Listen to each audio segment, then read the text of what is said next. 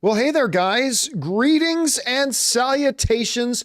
Welcome back to the channel for this installment of Open Mic, the show where the mic is open, the floor is yours. What are the things you guys want to talk about? What topics should we go over here today, as it's just you and me? Bunch of movie and TV fans getting together to talk about some stuff. I'm, of course, your host, John Campea. Good to have you guys here. Thank you for joining us here today for this installment of Open Mic. And I'm going to let you know, we're going to take questions in one of two ways. The first way you can send in a question, it's too late now to do it this way, but you can do it for the next Open Mic, is if you're watching the show any of the 23 hours of the day that we're not doing it live, you can send in a question to our tip link anytime, 24 hours a day at streamelements.com/John Campea/tip. Or if you are watching live right now and you want to get in a topic or a question, you can simply use the super chat feature in the live chat. And if any of your questions are appropriate to be used on a show, we will address them here on the show. And it's good to have you guys here. And let you know about something I've been doing the last couple of days. So my wife and I, we've been loving camping. We love camping. And we love taking our dogs, and our dogs love camping. But it's tough to get away on the weekends sometimes. So what we decided to do, not that any of you asked, we're going to tell you what we've done this week, is we tried this thing this week where there's a campground about an hour from where we live, 45 minutes to an hour from where we live, down in Temecula, California, which is on the way to San Diego. And it's a great campground there. And we booked the campground from Monday to Thursday. And so what we did was, since, because weekends are really busy for us, not to mention the campgrounds get really busy. So what we did is we went out Monday after work, set up the trailer, everything, hung out, had a campfire, had dinner there, slept there with the dogs and everything. Then we got up early in the morning on Tuesday and drove back home, left the camper there, drove back home, went to the gym, got showered, went to work, did work, and then after work, we drove back out and we spent the day there walking the dogs, again, campfiring, doing some work under the stars, and then we would crash the night there. Then we would come back in the morning, and we did that. And today we brought the camper back this morning, drove back at 5 in the morning or something like that. But it was really great. I got to tell you, we haven't done that before. And even though it was a little bit of a pain in the ass doing that little bit of a drive, there are other people who commute longer than that every day. So it wasn't all that bad. We actually had a really good time. I highly encourage you. Just some about staying outside. Now, granted, we slept inside in the camper, but spending all night outside, by a campfire, hanging out, eating and drinking, and even pulled out our laptops and worked a little bit out there too. It was a really, really good time. Anyway, just thought I'd share that with some of you. I enjoyed it very much. All right. With that down, guys, forget the preamble. Let's just dive right into the questions you guys have been sending. And by the way, hello to everybody who's here. Angel, Michael, Devin, Queen, Alfonso, Stavros, on and on and on. Good to have you guys here. So let's get things started. We're going to start with the questions that people sent into the tip links, when we're not live. And we're going to start with this. Leon J writes, "Hey, John, have you heard about the Boiling Point TV series that just came out? I have not heard of it. A continuation of the film starring Stephen Graham that came out a few years ago that was essentially the British precursor to The Bear before it arrived." I didn't even know anybody here knew about that show, to be honest, or knew about that. But no, I have not heard of Boiling Point. I had no idea they were continuing that. Stephen Graham's a really, really sharp dude, as a matter of fact, but I am not familiar with this. I'll keep my eyes open. Thanks for putting that on the radar. All right. Next up, we got Suthius, who writes, "As someone who hasn't watched Clone Wars or Rebels, Ahsoka was okay for me." Oh God, why do people want to talk about Ahsoka? Anyway, Ahsoka was okay for me. I can usually forgive weak story if I'm invested in the main characters. The only characters I was invested in were Hu Yang. I did like that character very much. And Balin. Balin was the best character in the show. Visually, though, the show looks great. The show did not start off looking great. I thought the first couple episodes, it was actually pretty laughable. You could actually see edges in the volume, the sound stage, the virtual environment stage they've been using for all their shows. Some of it didn't look quite as bad as some shots in Obi-Wan, but some looked pretty bad. But I will say, as they got into the latter episodes, it started to look a little bit sharper, started to look a little bit better. Overall, though, I still thought it was a pretty poor show. And as a matter of fact, the ratings were quite bad. For a Disney Plus Star Wars show, the ratings were quite bad. Nielsen put out their streaming ratings the other day, and Ahsoka didn't even appear on the top 10. It appeared as the number 7 original show streaming for the week. So it didn't actually do all that well. And I read an article today that Lucasfilm is considering canceling the Dave Filoni movie because the ratings on Ahsoka were not very good. I don't know. I mean, they were good compared to a lot of other things, to be honest with you. And I don't think just because, here's the thing. I'm saying this as somebody who's not even a fan of the Ahsoka show. But if you plan to do a movie, just because one show comes out and the ratings weren't what you were hoping that they would be, just one, I don't think that's a basis for canceling a movie. And I'm saying this as somebody who didn't even like the Ahsoka show. I think it would be silly to cancel the movie at this point, if that is indeed what it is they're talking about. All right. Next up, we go to an anonymous viewer who writes, Mr. C is right. What happened to men nowadays? A simple 30-second promo for the Marvels pops up and all the laughing emojis from guys young and old with comments like, ooh, gross and woke trash.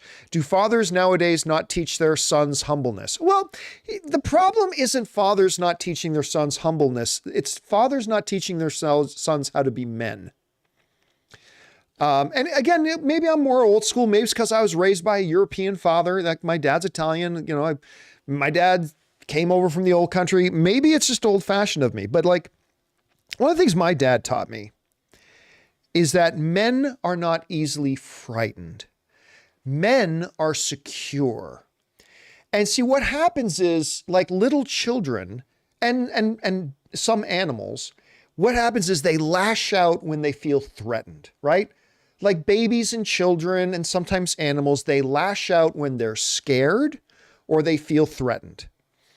And every time I see, like, tell me you're an insecure little pussy without telling me you're an insecure little pussy is usually by somebody using the word woke, right? That's a good way to tell me you're an insecure little pussy. Because when you see stuff like that happens, what that is somebody who is frightened. Somebody who is frightened and insecure. Just like little babies, when they feel frightened and insecure, when animals feel frightened or insecure, they lash out. And that's what this is. It's the lashing out of insecure, fragile little man babies. And yeah, I'm scared. Women scare me. I'm threatened. That's what it is. Real men are not that insecure. Real men don't feel threatened by others being propped up.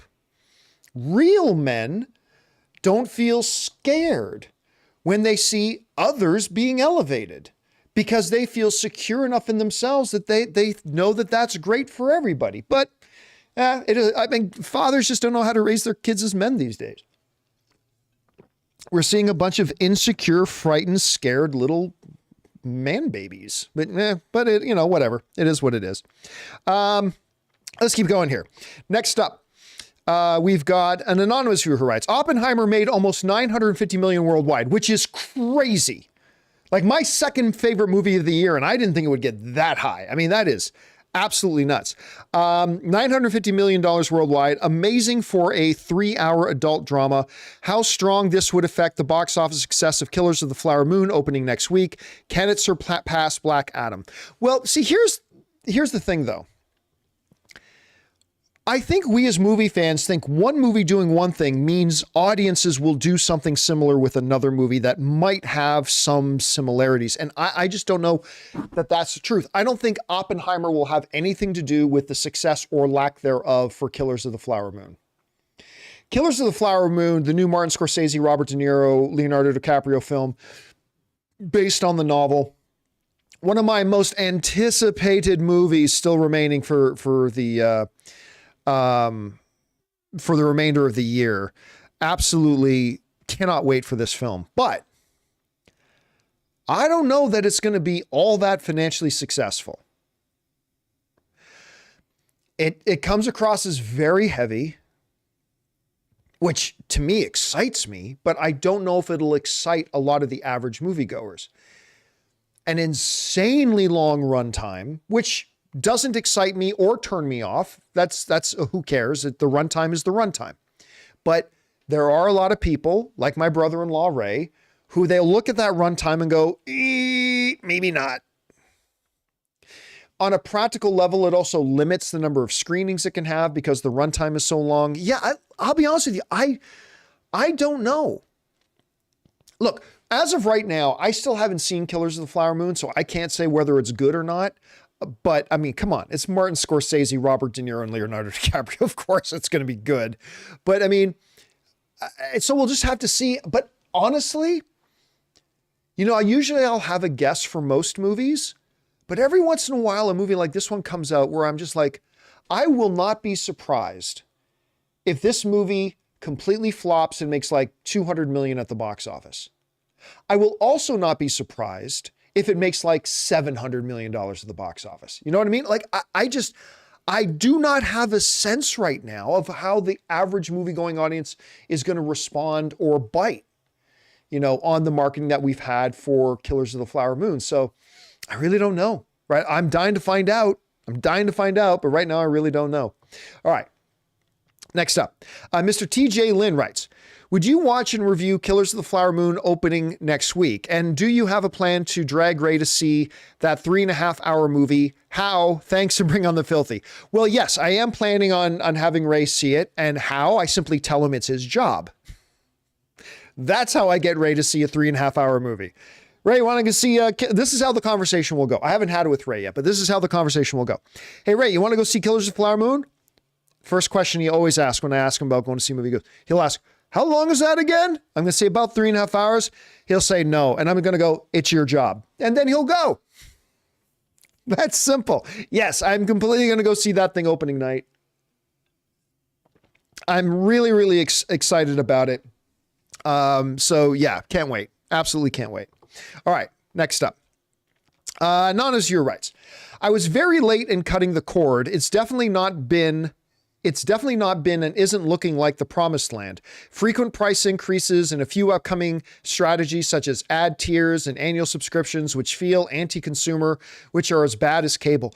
Listen, I'll tell you what, this has been a really big topic of conversation, right? Because I was one of the earliest original cord cutters. Like before, well, actually just as I moved to LA, I cut the cord. And this is going back over a decade when there wasn't a lot of other options, but I cut the cord very, very long time ago, one of the originals. And I was one of the people at the time who, you know, espoused that very thing, that it's going to be a new utopia. It's going to be a paradise for us TV viewers. The day is coming when we'll be rid of cable. And that day is coming, and it's coming quicker and quicker and quicker. But a day is coming, I thought at the time, where we're going to be rid of all this stuff and we'll all be paying like $15 a month to get just the programming we want, all the programming we want, none of the junk that we don't want or care about, you know, all that kind of stuff. It's going to be great. And when people would say, you know, eventually they're just going to raise prices and it's going to be, eventually you're going to be living in a world where it's going to be more expensive than cable. And I said, nah, me and a lot of other people said, nah, you're just being salty. It's going to be great when everybody cuts the cable and we're going to be in a world of streaming content and it's going to be euphoric. Well, guess what? Those people, those salty people were right. We are now paying, it's official, I am now paying more for my streaming services than I ever did for cable. And a lot of other people are saying it too, and the prices are just going up. And look, it is still better than cable. Like 100%, the world of on-demand streaming is far superior than cable. I'm not disputing that. It absolutely is. I'm just saying that, to your point, it's not as Shangri-La as many of us early adopters thought it would be. It's not as perfect as many of us early adopters thought it would be. It is not quite the paradise, the streaming paradise that many early adopters like myself thought it would be. It's way more expensive. It's gotten kind of convoluted. Now, granted, we're still in the very early days of streaming. Like we are still, when you compare it to television, we are in the infancy days of streaming. In a few more years, it'll start to shake itself out. We're going to see more mergers. There's going to be fewer streaming services that offer more programming, and we'll see what it looks like in about 3 or 4 years. But yeah, man, you're not wrong. It is not the utopia that we all thought it would be. It's better. I agree it's better, but it's just not the utopia we thought it would be. All right. Thanks a lot for writing that in, man.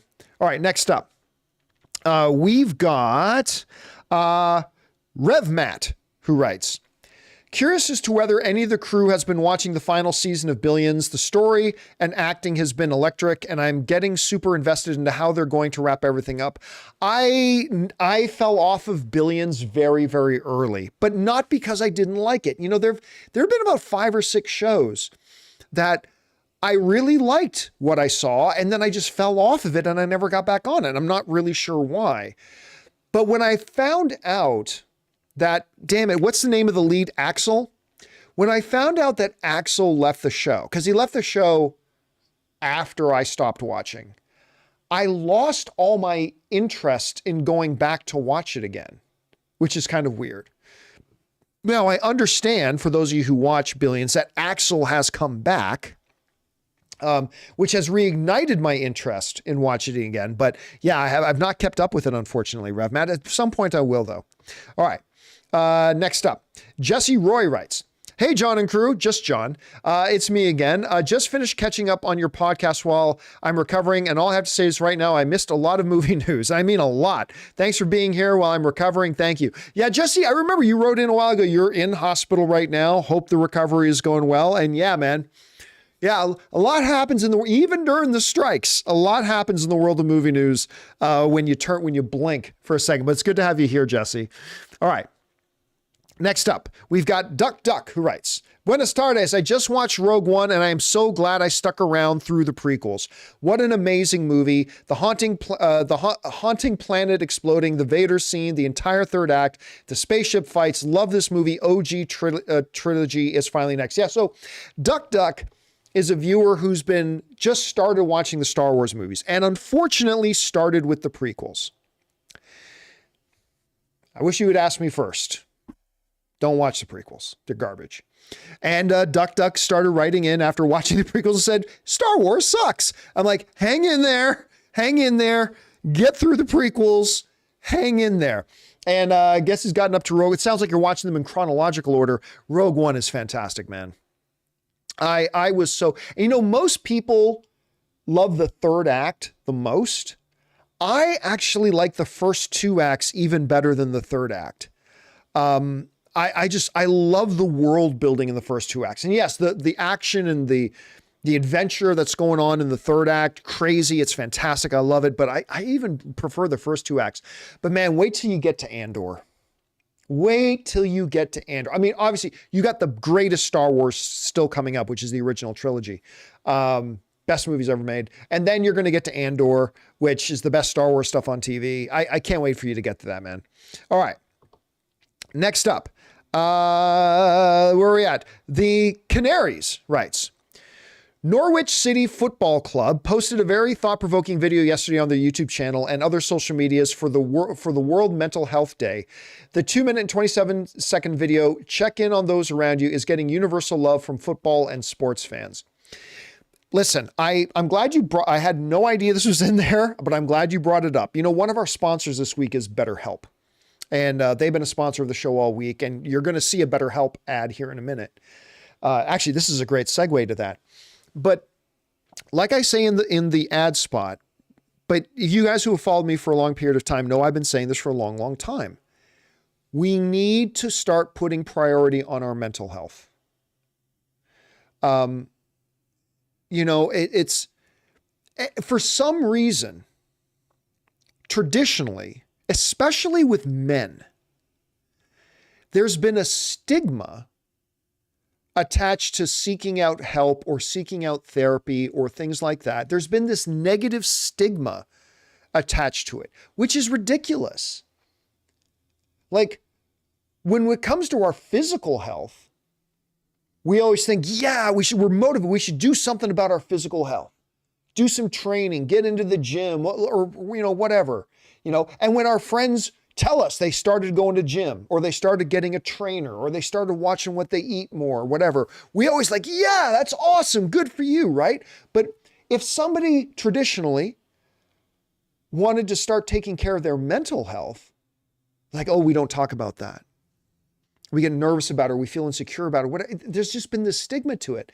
And because of that, I think a lot of people who would benefit greatly from therapy or getting help and stuff like that would really make their lives better, don't, because there's this negative stigma. And I've said for a long time, in the way that we encourage each other to do stuff to improve our physical health, I think we need to be as equally encouraging with each other to do things to improve our mental health. Listen, I know I'm not alone in this. I've had 2 people in my life I know who have committed suicide. Thanking, not family members, not my best friends in the world, but 2 people in circles I've been in that I've known have committed suicide. And neither of them ever had therapy. Neither of them ever went and sought out help. Right? Now, I don't mean to sound like I'm going to extremes. It's like only if you're contemplating suicide should you then consider. No, that's not what I'm saying. I just think that addressing things with our mental health, whether it's how we deal with stress or anything like that, I think it's just a positive thing. And I think we need to destigmatize it, especially as men, and make it a more regular thing. So I'm glad you brought that up, Canaries. I did not see this video, but I'm going to go and look it up in a minute, and I'll go check that out. And listen, guys, that is actually a perfect segue right now. We're going to take just a minute here and thank a couple of sponsors of today's video. Our friends who make the most comfortable shoes I've ever worn. I got them on my feet right now. Vessi and the aforementioned people doing great work at BetterHelp.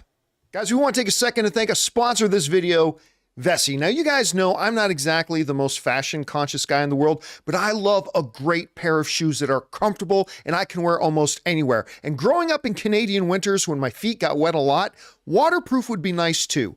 Enter Vessi. They make the claim that they're not just fashionable and super comfortable, they're also waterproof. Now, you guys remember, when I got my first pair of Vessis, I put them to the ultimate waterproof test. I actually stuck my foot in my pool, my feet stayed dry, and the shoes stayed dry.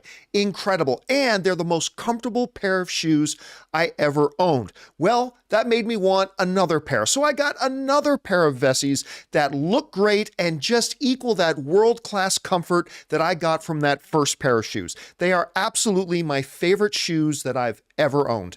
Imagine your favorite sneaker style supercharged with waterproof technology and unmatched comfort. No matter how you like to stay active, Vessi has the shoes for you. Trail-ready high tops, effortless slip-ons, and classic court shoes, all with a waterproof twist. They are just as comfortable and stylish as your favorite sneakers, but even more versatile. So guys, if you're anything like me and you want the most comfortable pair of shoes that look great, that you can take out hiking, wear to work, go to the gym, or walk through the water and snow, go to vessi.com/Campea and get yourself a pair today. Go to vessi.com/Campea and get 15% off your order using the code Campea. Hey guys, we want to thank a sponsor of today's video, BetterHelp. You guys know that I've been saying for a long time that it's time for us to start prioritizing mental health in our lives. And if you're thinking of starting therapy, give BetterHelp a try. It's entirely online, designed to be convenient, flexible, and suited to your schedule. Just fill out a brief questionnaire to get matched with a licensed therapist and switch therapists anytime for no additional charge. I've pointed this out many times, but we as adults know that we need to prioritize our physical health. And so we encourage each other and cheer each other on when we take steps for improving our physical health, like going to the gym. Well, it's time that we prioritize our mental health the same way. We need to encourage each other to take those steps and encourage ourselves to do that as well. So guys, take that step in prioritizing your mental health by going to BetterHelp. Visit betterhelp.com/Campea today and get 10% off your first month. That's BetterHelp, HELP.com/Campea. And thank you to our friends at Vessi and the good folks over at BetterHelp for sponsoring this episode. All right, guys, with that down, let's get back to your questions here, shall we? We left off with the Canaries, I believe. Yes, we did. Let's go over to Garden Variety Vagabond, who writes, Heard that Daredevil was being set as a legal procedural. Yes. Have you heard the same? Yes. Also, would you be surprised if the next news is that Echo is shelved? No. May have been leading to the Daredevil plotline. Don't think so. Thanks, and bring on the filthy. Right. And look, there's a couple of things here. One, the two are not necessarily connected. I mean, there is a connection, but I don't think the survival of one show is necessarily connected to the survival of another. I've said for a while, I have my doubts that they're going to air Echo. Now, don't misinterpret that. John Campea is not reporting that they're not doing Echo, or that I've heard from studios. No. That's just me as a fan, like anybody else, just kind of theorizing and speculating based on the few things that I and you have seen. That's all. So I'm not going to be surprised at all if Echo never actually gets aired. It very well could, and it very well maybe even probably will. I'm just saying I'm not going to be surprised if it doesn't. As far as Daredevil goes, listen, the idea of doing Daredevil as a legal procedural, I love the idea. I really do. I think that in principle sounds really good. But that is not a formula for it being good. I mean, you still got to make a good show. You got to have compelling characters, a good story to go with it. But like I said on the John Campea Show earlier today, the most concerning thing I heard was that in the iteration of Daredevil that they were making, Matt Murdock doesn't even show up in the suit until episode 4. Like, the name of the show is Daredevil, right? Like, the name of the show isn't Matt Murdock, Attorney at Law. And if the show was called Matt Murdock, Attorney at Law, maybe it would be. But the show's called Daredevil. And you're telling me the personification of Daredevil, Matt Murdock in the suit, doesn't even show up until episode 4, like till almost a month into the show, until we see Matt Murdock in the Daredevil outfit? That seemed really weird. That seemed very, very weird to me. So we'll see what transpires now. All right. Next up, Broadway Geeky writes, it's Halloween season and I'm hoping to watch movies I liked as a kid but don't know if I will like as an adult, like My Soul to Keep and Drag Me to Hell. Have you seen these? What's your favorite childhood Halloween movie you haven't seen in years? You know, it's funny. I don't really have a favorite childhood Halloween movie. I really don't. Somebody was asking about that earlier today on the John Campea Show podcast. Somebody asked, like, what's the movie you go to this time of year? Like, it's not like Christmas for me, where I have a number of films that I go to every Christmas.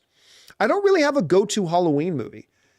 I mean, the stuff I watched Halloween as a kid was like Charlie Brown and the Great Pumpkin Patch, or The Great Pumpkin. That's what I watched at Halloween. So like, I have some favorite horror movies and stuff like that, but they're not really connected to the season of Halloween. So I don't really have those. Now, as far as Drag Me to Hell, there's a really cool story. First of all, Drag Me to Hell is really good. It's a really good little movie. Now, here's an interesting thing about Drag Me to Hell. The star of the movie, I've got a buddy of mine who's a director. And actually one of the first friends I made when I moved to LA. Anyway, and you might have noticed that the lead girl in Drag Me to Hell, you never saw her in anything after that. She retired from acting. She married my buddy and then retired from acting after that. But yeah, she's actually, she's my buddy's her husband in that. So yeah, and I think Drag Me to Hell is a terrific movie. Really do. All right, let's see here. Next up, we got Simple Jack. A little bit of Tropic Thunder in there. The 18-screen multiplex by me will have Taylor Swift on 12 of their screens Friday night. Starting at 6 p.m., there will be a show showing every 15 minutes. A third is sold out. Another third is more than half full. The last third is recently added viewings. Yeah, listen, they readjusted the projections today. And it looks like this Taylor Swift movie is going to have $150 million opening. $150 million opening. That'll make it either the number 2 or the number 3 biggest opening weekend of the year. And by the way, it's not all that far off. The projections of 150, not all that far off from the number 1 opening weekend of the year, which was Barbie.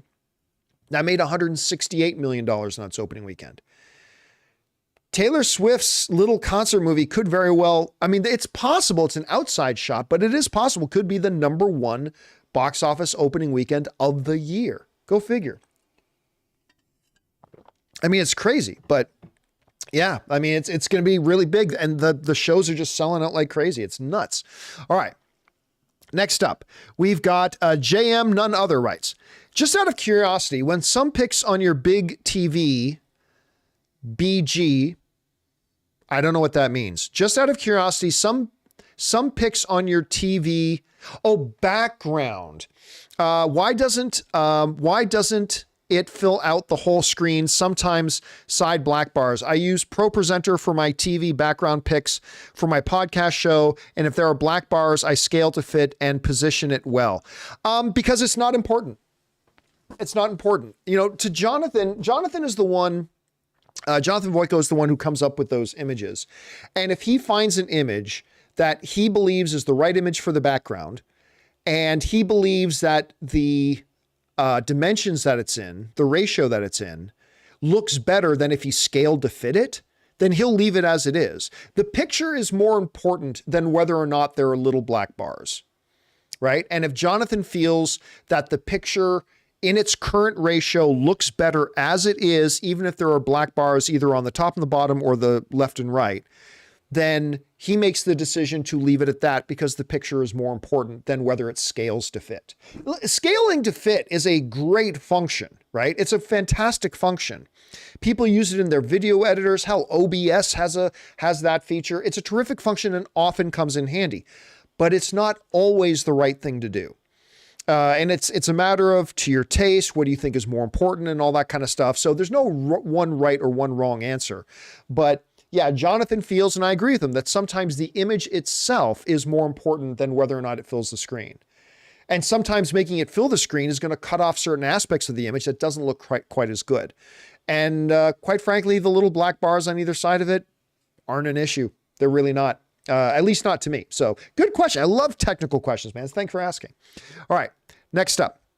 Anonymous writes, when you mentioned wanting Alexandra Daddario's Wonder Woman, I remember earlier this year there were some rumors of her being up for Sue Storm. Those rumors didn't last long since they came from dubious sources, but hey, they could pick anyone for Sue Storm.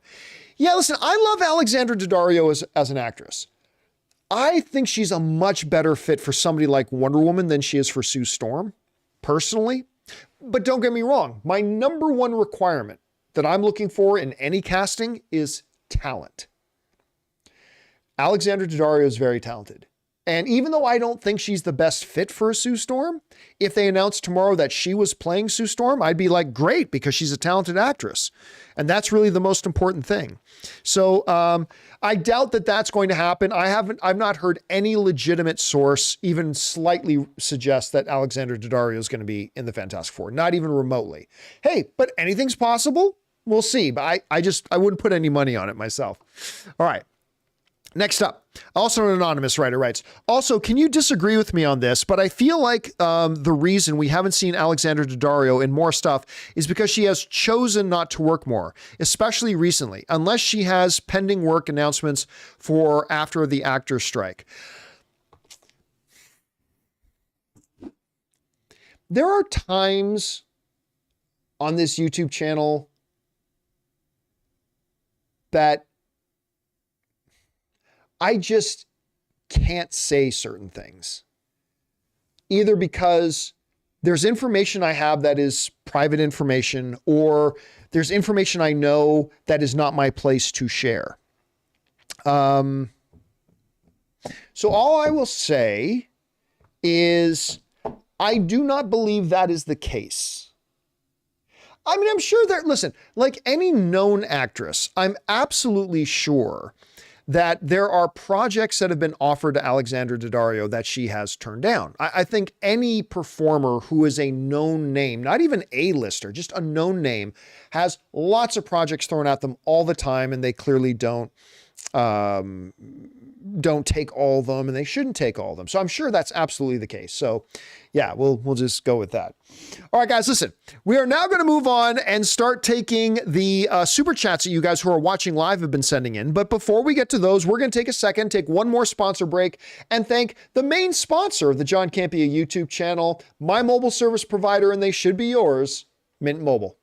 We want to thank a sponsor of this video, Mint Mobile. From the gas pump to the grocery store, your utility bills and favorite streaming services, inflation is everywhere. Seriously, make it stop. Thankfully, there's one company out there that's giving you a much-needed break. It's Mint Mobile. As the first company to sell premium wireless service online only, Mint Mobile lets you order from home and save a ton with phone plans starting at just $15 a month. You guys know that ever since I switched to Mint Mobile, I've been saving almost 70% a month over my old phone plan. For people looking for extra savings this year, Mint Mobile offers premium wireless for just $15 a month. By going online only and eliminating the traditional cost of retail, Mint Mobile passes the significant savings on to you. All of their plans come with unlimited talk and text plus high-speed data delivered on the nation's largest 5G network. Use your own phone with any Mint Mobile plan and keep your same phone number along with all your existing contacts. Switch to Mint Mobile and get premium wireless service starting at just $15 a month. To get your new wireless plan for just $15 a month and get the plan shipped to your door for free, go to mintmobile.com/Campea. That's mintmobile.com/Campea. Cut your wireless bill to $15 a month at mintmobile.com/Campea.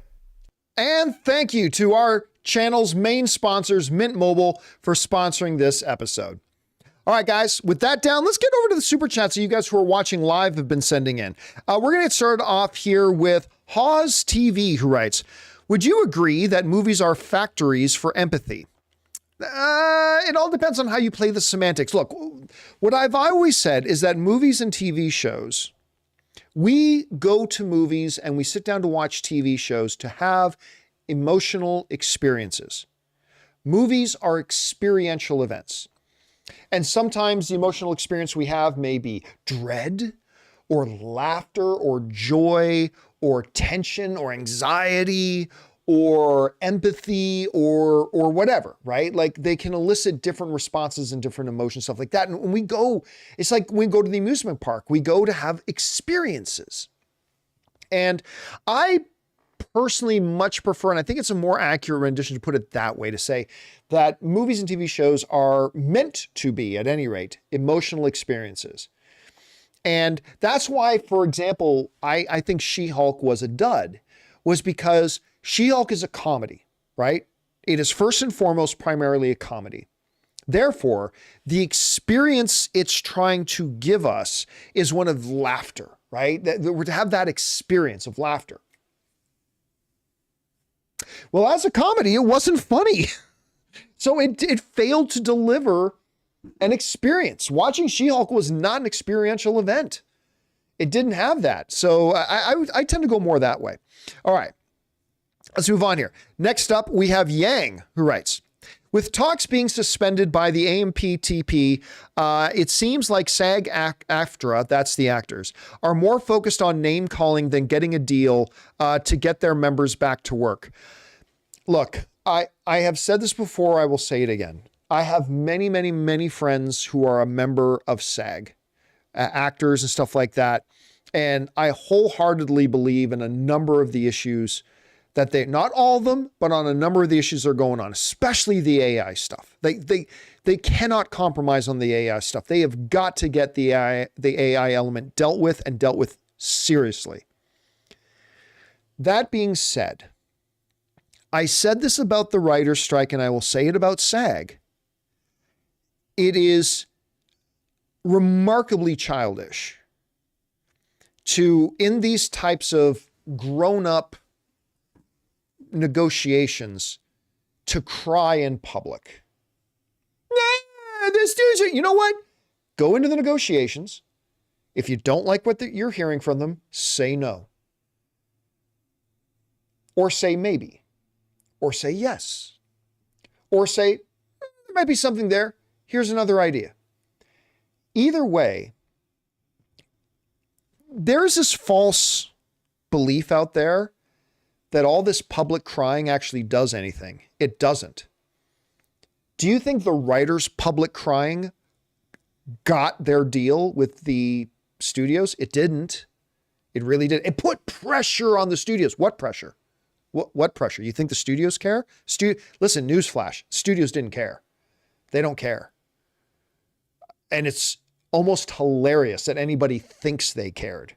They didn't. And ultimately, the studios got a deal with the writers that works for them. And the writers got a deal that hopefully also worked for them. But all the public crying and nonsense, I just find it annoying. Like, listen, you want something. And by the way, I think some of the things that the SAG actors want is ridiculous. I'm 100% with them on most of the stuff they want. I think some of the stuff they're asking for is utterly preposterous. With the studios, I think the fact that the studios aren't willing to give SAG some of the stuff they're asking for to be just stupid, just ridiculous. But there are a couple of things I can see their side. But listen, nothing is going to get solved by anybody coming out there and goes, everybody, listen to me. I want to tell you about those people I'm trying to negotiate with. I want to tell you about them. What is that accomplishing? You're making yourself look stupid. You're making my dad's got the saying, you always hear me say it. The reason you never see me getting involved in like online spats or refusing to engage with anything like that is a lesson my dad used to tell me. And I don't know if my dad is the one who made it up or not, but my dad said this and I've always remembered it. The only thing that happens, the only thing that's guaranteed to happen when you get into a shit slinging contest is everyone ends up smelling like shit. That's it. I just wish these studios, these unions would say, okay, we're going to go behind closed doors and we're going to negotiate and we're going to keep it behind closed doors. And if we don't like what you're saying, we're going to say no.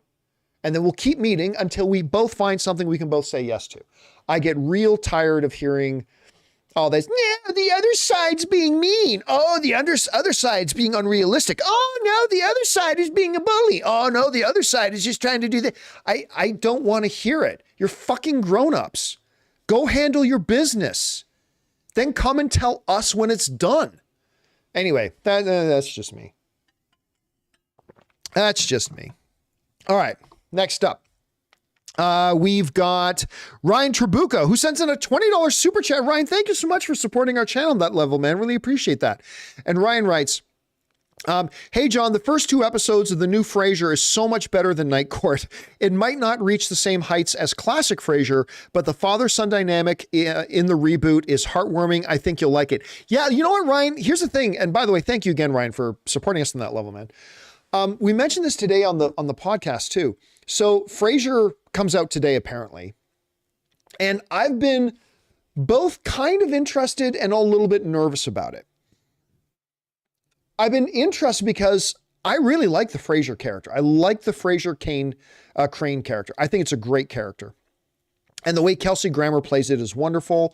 And the idea of bringing that character back to see what is Frasier up to now in his later years? You know, what's going on now? I'm very interested in that.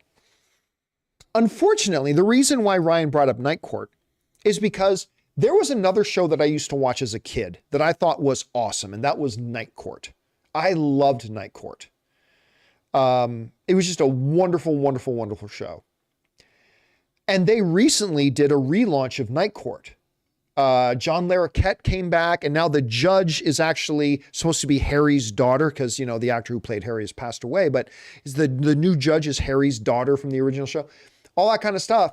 And I watched the first 2 episodes and oh my God, it was so bad. It was so bad. I don't think I once even smiled. I don't think I grinned. I certainly didn't laugh. It was just terrible. So I've been a little bit nervous about that. But then a few days ago, I started reading the first reviews, and the reviews were actually quite good. And then we heard from a couple of people on the show today write in and said that they actually thought it was pretty good. And now we've got Ryan saying he thinks it's pretty good too. So Ryan, thank you so much for giving me some hope. I will watch it now. Of course, today is Thursday, which means it's all about Gen V and it's all about Loki. So I'm going to be watching that, but probably after that, maybe after the football game, I'll probably fire up Paramount Plus and see if I can watch a little bit of the new Frasier, because you guys have gotten my interest peaked. So thanks for that. All right, next up. John Redcorn writes, opening weekend prediction for the Marvels. In my opinion, 110 million. I'm going to be honest with you. I think 110 million might be optimistic. Not many films this year have made $100 million opening weekend.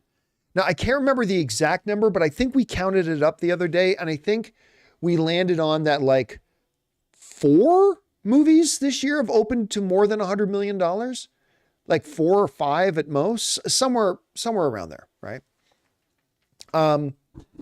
And listen, I really liked the last trailer for the Marvels. I did. I thought the last trailer was quite good, but the other trailers prior to that have not been all that good. They've not been great. And they haven't really done much. Here's the thing. Even the trailer I liked, the Marvel's trailers have felt like announcements trailers. Like all of them have felt like announcement trailers. The last one, again, a little bit more meaty, a little bit more there. I just don't know that they're doing a good job of getting people excited.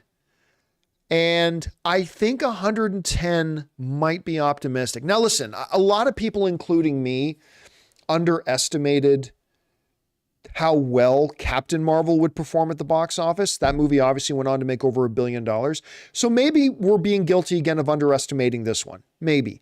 But I think right now, a better guess would be like 65. I'm gonna plant my guess somewhere around 65 is where I think I see it coming in. I mean, hopefully it'll do better. Hopefully the movie's good. We'll see. We'll see. I mean, they'd really benefit a lot if the actors' strike would end and the actors could go out and actually start promoting the movie. It's hard when the actors can't go out and promote the movie. It's hard to really, pull together that big of a opening weekend box office. So I don't know, man. We'll see. We'll find out. All right. Next up, we've got Rob Battenbat writes, I shook hands with Vincent D'Onofrio at GalaxyCon this past April. Nice. He's got some really soft hands. Soft hands for a big man. Well, I mean, yeah, but that's because he's an actor. You know, generally speaking, you get rougher hands because you work with your hands, right? Actors, well, maybe as a hobby, they can still work with their hands, but actors' profession, their work, their art, their craft is not working with their hands. I mean, if you just shake hands with me, my fingers will feel like sandpaper, but that's only because I play guitar. So I'm always have callus on my fingertips and my fingertips are very hard. That's not from doing woodworking though, mind you. That's just from me playing guitar. Believe me, it ain't for me doing any kind of carpentry. So I wouldn't be surprised that Vincent D'Onofrio's hands are soft because he's an artist. Anyway, that's just a thought. But it must have been really cool. I've never met Vincent D'Onofrio to the best of my knowledge. Unless I have, and I'm just not remembering it. But I don't think I've ever met Vincent D'Onofrio, but that sounds pretty cool. All right, next up. Schickster writes, Wheel of Time Season 2, so good. Ever watch Sense8? Awesome. I did not like Sense8, to be honest with you. I didn't think it was all that good. Now, getting back to the main thing here about Wheel of Time. I have not started watching Season 2 yet. I watched Season 1, and I thought Season 1 was pretty good. Definitely good enough that I watched it all the way through and thought, yeah, I'll keep watching this. It wasn't great, but it was pretty good. I've heard from a lot of people that season 2 is in almost every way a big step up from season 1. And again, I haven't started season 2 yet. I do plan on it, but yeah, even Canadian Spring in the live chat is saying season 2 is much better than season 1. Yeah, I've been hearing that a lot, that the second season really is a big improvement. And it's not often you say that about a show, right? Where the new season is actually much better than the first season. So I'm looking forward to getting around to watching it, and I will do that hopefully very soon. All right. Thanks for sharing that, man. Let's see here. Next up, we've got Connor Dorian, who writes, now that Miramax has won the TV rights to the Halloween franchise, they want to make a Halloween cinematic universe. Yeah, I saw that. Honestly, I think Halloween is a dead franchise. I think it's a dead franchise. I have no idea. There's just nowhere for it to go. What is there interesting to do with Halloween anymore? The movie franchise, not the holiday. What is there left to do? I mean, the most recent ones were really stupid. Like that first one that came out in 2018, fantastic. Then the sequels went right to shit. Like right to shit, especially the latest one. Just horrible. It's like, yay, Miramax won the rights to do what? To do what? I don't know, but look, any property with the right creators, the right script, the right story, the right director, you can make something special. And maybe they'll do that with Halloween. I'm just gonna be honest with you, right now, I don't personally have a lot of hope in it. But who knows, maybe Miramax can do something really cool. We'll have to find out. All right, next up. Devin Lida writes, the rumors are true. Halle Bailey is indeed impregnated by Kang and Kudos from The Simpsons. Okay, the alien, Kang and Kudos from The Simpsons. I've watched a lot of Treehouse of Horror lately. Listen, one of my favorite things that The Simpsons would do every year is the Treehouse of Horror. Every year they do an annual thing as we get close to Halloween. The Treehouse of Horror episodes I've always thought have been really good and funny. I've enjoyed those a lot, so that's a good one. All right, next up. Robert Presser writes, as a fellow Italian, I loved making homemade pasta and pizzas with my mom. What's some of your favorite stuff you used to make? My favorite is raviolis. My favorite was straight up like pasta noodles, like just straight up making pasta noodles. Now, I also used to make, but it wasn't with my parents. For a short time, I worked as a cook in an Italian restaurant. That is to this day my favorite Italian restaurant in the world. My 100% favorite Italian restaurant in the world is a restaurant in Hamilton, Ontario, Canada, up on Upper Sherman, called Chicago Style. And see, when I worked there for a bit when I was in just after high school. And I mainly worked on the pizza side, but I also did prep. Like I was the first guy to come in the morning or in the early afternoon, because we only opened in the evenings for dinner. I would come in the early afternoon. I'd be the first one in, and my job would be to start prepping a lot of the stuff, like getting the pizza doughs ready for that. But also there were two sides to the kitchen. There was the pizza side, and then there was the rest of the food side. And without a word of a lie, 100%, this is 100% true. The kitchen side was run by 3 old Italian grandmothers.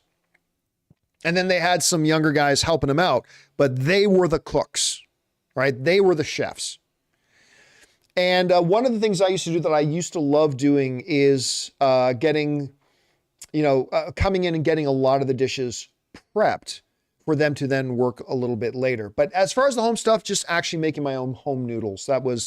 That's kind of me and Ann have done that. Me and Ann have made our own home noodles and stuff like that too. It's pretty fun. No, nowhere near as good as my grandmother's, of course, but yeah. All right. Ciao, Robert.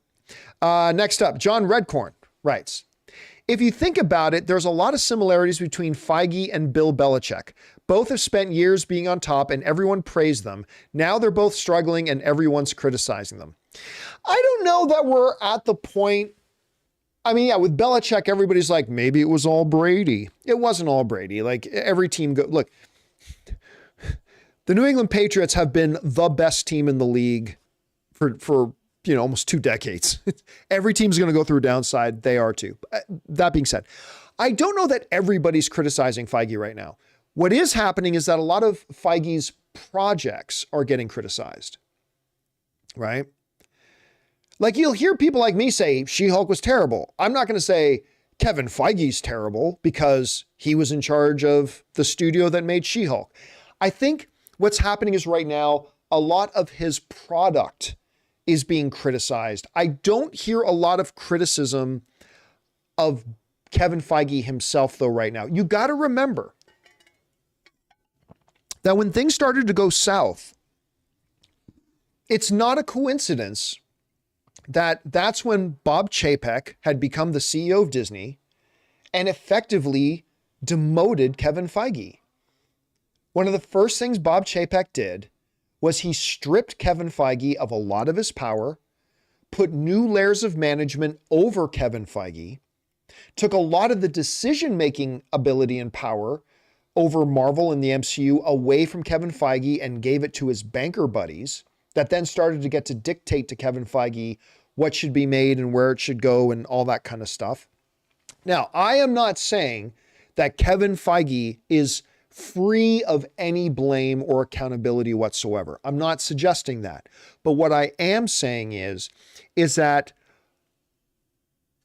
a lot of the negative things we've seen lately have been a direct byproduct of Bob Chapek's reign and things I started warning people about. You remember, okay, you guys would have to have watched me for a couple of years now, but for those of you who have, you remember it wasn't long after Bob Chapek took over, and I liked Bob Chapek being chosen as the replacement for Bob Iger until that big report came out that how Bob Chapek had reorganized the company, took away a bunch of all the creative people's authority, put new layers of management over them. And what did I say at that time? Years ago, I said, you're not going to feel it right away, but in a couple of years, we're going to start to feel and see the quality effect that's going to happen on their projects as a result of this interference. As a result of them creating all this middle management and taking away the power from the creative people. And that's what happened. Here we are. Again, it's not that Kevin Feige is free of any blame. I'm not saying that. But now that Kevin Feige has been given his authority back, it's going to take us a year or two to see the impact of that. But I think in a year or two, maybe even 3, we're going to start to see things turn around. But again, right now, it feels more like people are criticizing the product than are criticizing Kevin Feige directly. You know what I'm saying? It's hard to criticize Kevin Feige directly when no producer in history has made more billion-dollar films than he has. So we'll see what happens over the next little bit of time, I suppose. All right, thanks for that, John. Next up, Hung Vu writes, should YouTuber known for doing something expand to other topics for diversification and algorithm? Are true crime contents icky? Thanks, John. Look, anything on YouTube can work, right?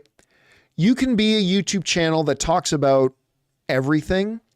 You can be a YouTube channel that talks about one thing.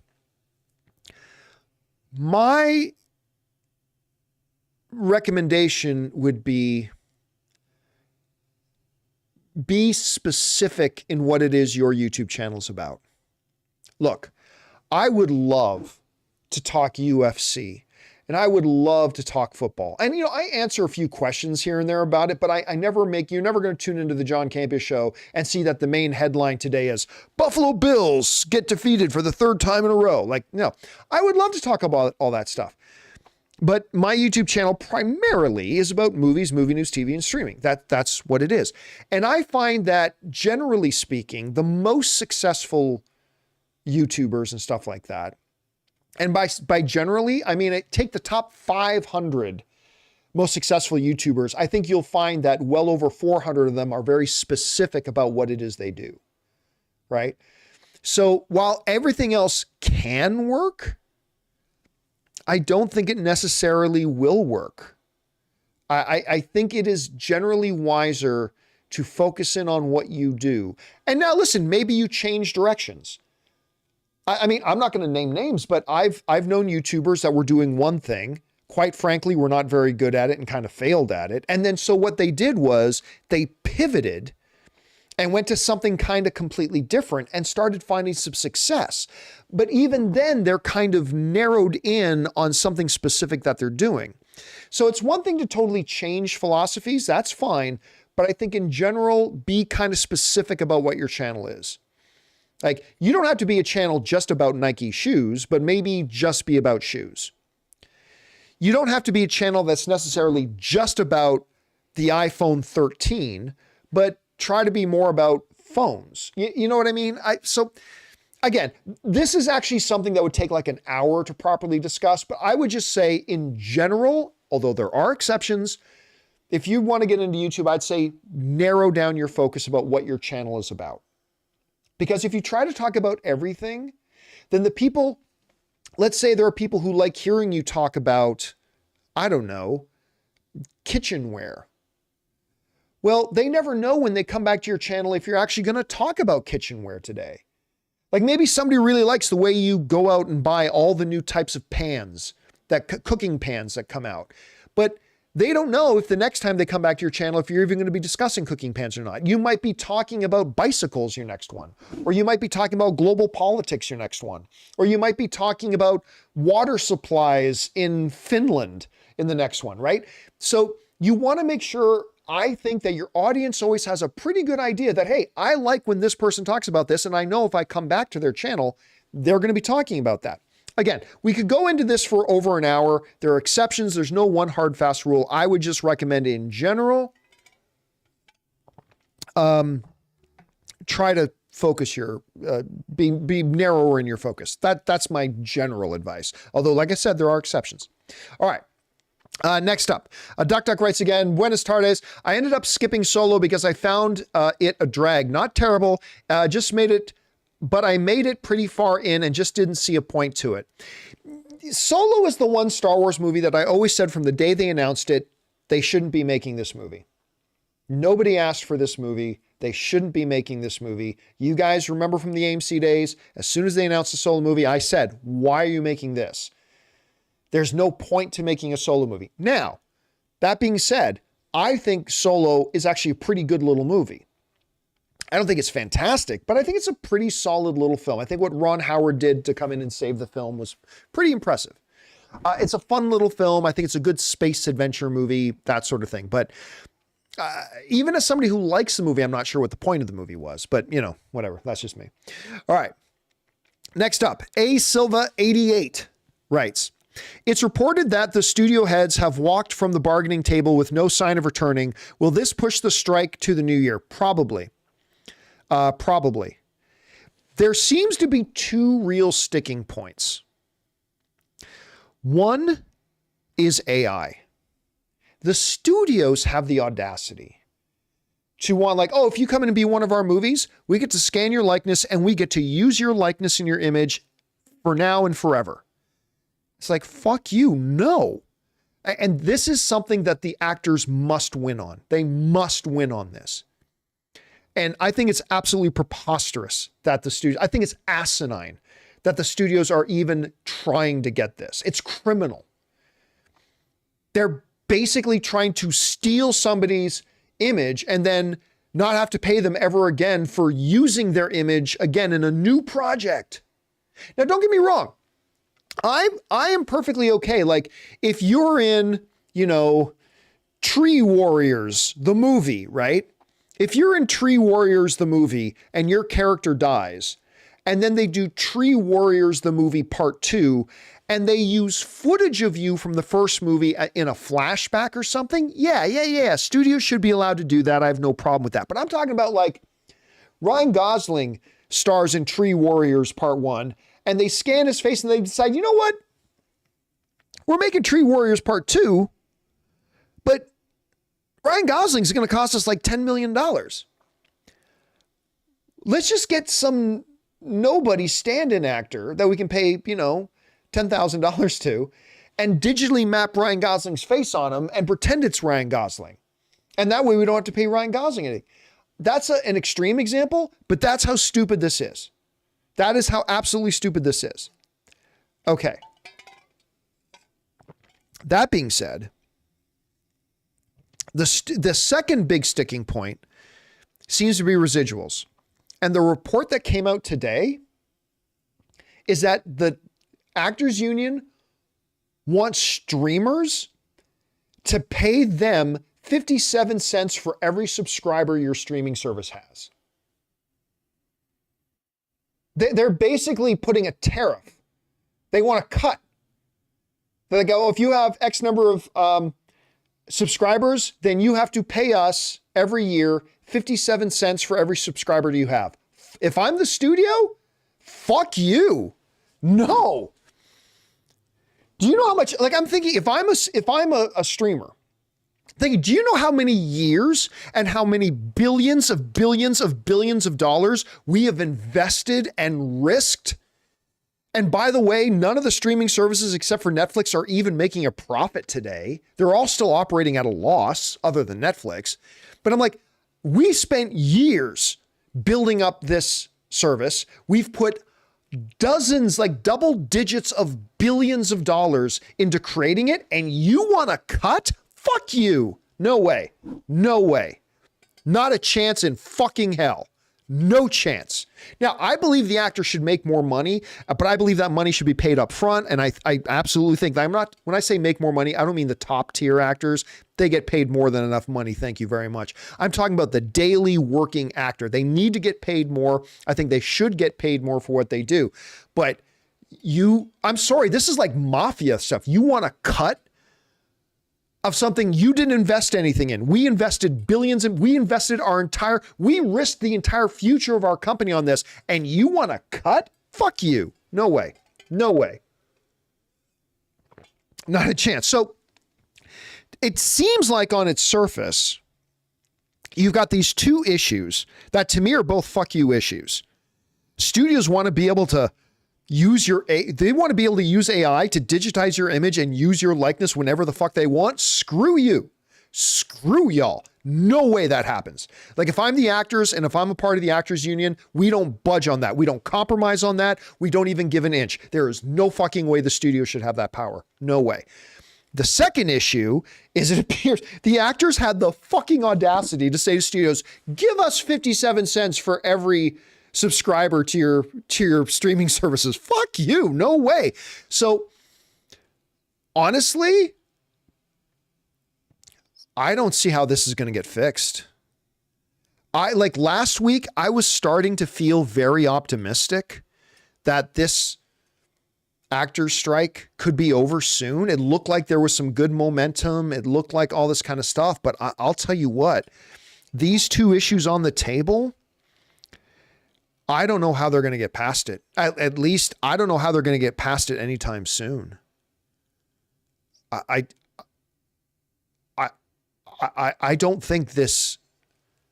I mean, look, the nice thing is surprises can happen, right? Like we may wake up tomorrow and find out that in a late night bargaining session, the two sides came to an agreement and the strike is going to be over. Great. Maybe that can happen. And we'll all keep our fingers crossed that it does. But I got to tell you, man, looking at those two issues, I don't know how they're going to get past it before the new year. And it could even go further than that. We could be talking January, February, March. I mean, I don't know. It looks pretty damn depressing right now. At least for me on the outside looking in, it looks really depressing right now. All that hope I had, all that optimism that I had a week or two ago that, the writers got their things done. The studios and the actors started meeting almost every day. I'm like, yes, this is going to be over soon. They're going to come to an agreement. I felt really optimistic about it. All that optimism is gone. All that optimism is gone right now. Because I don't know how because listen, I'll tell you what, the studios will never budge on that whole fucking ridiculous, give us 57 cents for every subscriber. Yeah, fuck you. And the actors union should never budge on this AI thing. Like not at all. That is a life or death issue. And I honestly cannot believe the audacity of the studios even trying to pull this. I mean, that is fucking ridiculous. So you've got these two issues and I don't think either of them are going to budge, and the actors certainly should not budge on that AI thing. I don't know how they're going to fix this. I really don't. A Queen in the live chat is saying it's called an impasse. It is a really strong impasse. It is a very brick wall impasse right now, and I don't know how they get by it. I hope they can, but I'm not feeling particularly optimistic about it right now, my friend. All right. Next up, let's see. Mark Netto writes, hey, John, did you ever go to Port Dover on the 13th? I went to Port Dover many, many times, but I don't think I ever went on the 13th. There's a big, just for those of you not Canadian, actually even some Canadians don't know what I'm talking about, but then in Southern Ontario, there's a big thing that goes on the 13th of October. every year, big kind of gathering there. But no, I've never been. All right, next up. King Daddy Goat writes, Rock Purdy, you mean Brock Purdy, front runner for MVP. What a story. You know what? He's playing very well. I don't think he should be an MVP candidate. Like, he's doing exactly what a great quarterback should do. He's incredibly efficient. He's very accurate, and he's a great game manager, and he protects the ball. But I don't know that he's MVP material, but there it is. I mean, the guy hasn't lost a regular season game yet. All right. Schickster writes, Alicia Vikander for Wonder Woman. She's 35. You know, I love Alicia Vikander. I love her. I don't know that I see her as Wonder Woman, to be honest with you. I mean, she's perfectly age appropriate, but I don't know that I see her as a Wonder Woman. All right. David Ullman writes, watch No One Will Save You on Hulu recently. Thought it was scary at times. Caitlin Dever was great. Aliens were creepy. Don't know what to think about the ending. I have not watched it myself. I haven't had a chance to get around to watching it. Now, from what I understand, it's like, I love the idea. It's a horror movie, an alien invasion horror movie with no dialogue. That's fascinating to me. I find that very interesting. But I have not had a chance to get around to watching it myself. But I've talked to a number of people who like it. I'm not super in love with it, but a lot of people really liked it. I got to check it out myself just because I think it's such an incredible concept to do it that way. All right. Paul Sanchez writes, hey, John, I agree with you that Ironheart most likely will be canceled. So if so, what are the chances that she's added into Armor Wars and maybe Sacha Cohen as a Doom also? I don't think I see Sacha Baron Cohen as a Dr. Doom. A few other people have brought that up. I don't personally see it, but nothing's impossible. I think it is more likely that Echo gets canceled than Ironheart getting canceled. It's just, I have heard nothing good or bad about Ironheart, right? I've heard a lot of negative stuff about Echo. I haven't heard anything about Ironheart. It's just that I didn't think the character was particularly well put together in Black Panther Wakanda Forever. But whatever, they just made the announcement. They just made it official the other day that Sacha Baron Cohen is in it. They, of course, have shot the thing. It's been delayed until at least 2025. So look, in all reality, both Echo and Ironheart will probably air. I think there is a greater chance that Echo doesn't. But then just picking up, I think Armor Wars already has its story. You don't rewrite the script, say, well, Ironheart's available now. Let's rewrite the script and shoehorn her character in. You know what I'm saying? So I don't think we'll see her pop up in Iron Wars unless it was already planned well in advance that she would. Other than that, I don't think they're just going to suddenly drop her in there, just for the sake of it.